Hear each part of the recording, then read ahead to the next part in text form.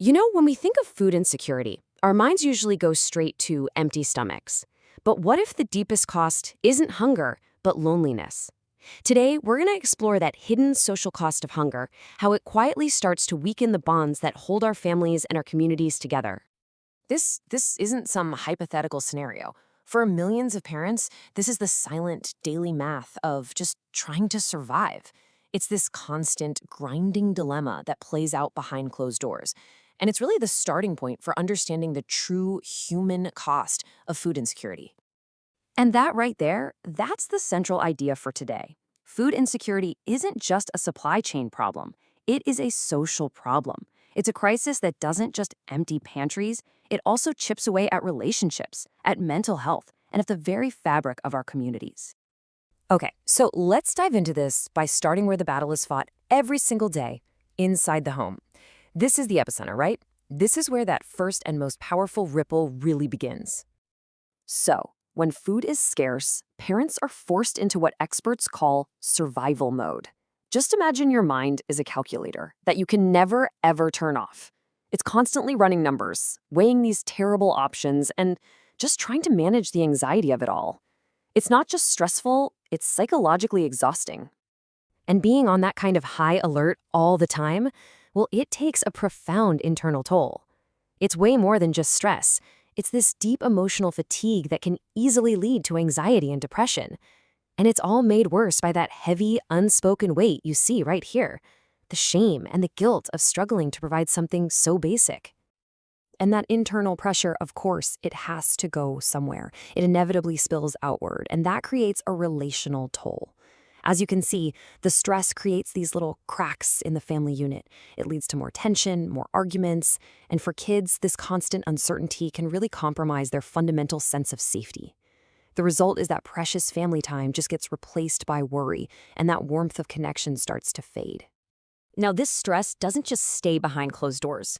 When you multiply that one family's stress cycle across thousands of homes in a single area, those individual ripples combine into a wave that starts to fray the entire social fabric of a community.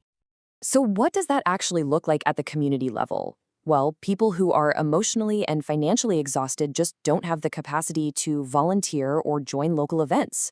Shame can cause people to pull back, which erodes the trust between neighbors.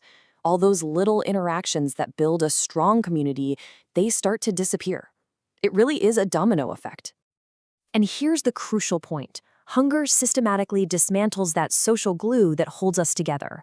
It takes that vital sense of we're all in this together and replaces it with a feeling of isolation, turning what could be a network of support into a community of strangers.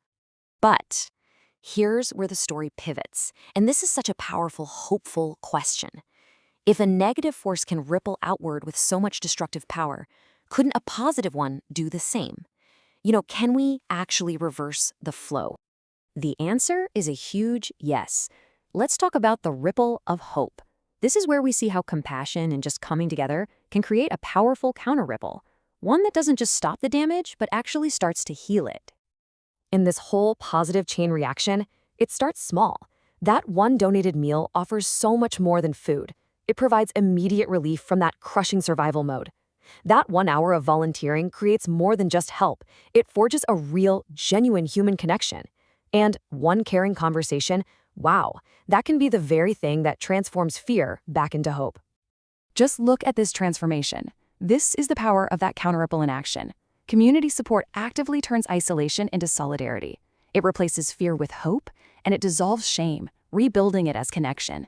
It takes a community that was defined by scarcity and helps it become one defined by resilience. It's amazing. So let's bring this all together. If we're really going to tackle food insecurity in a meaningful way, we have to understand what we're truly trying to solve. The key takeaway is this: it was never just about calories. It is fundamentally about our emotional health, the unity of our families, and the social trust that is the bedrock of any strong community. When we fight hunger, we are actually fighting for connection. And this leaves us with a final, and I think crucial question. It isn't just about policy or food banks. It's about culture. How can each of us help build a community where asking for help isn't seen as a sign of weakness, but as a vital part of belonging? That's the conversation we really need to start.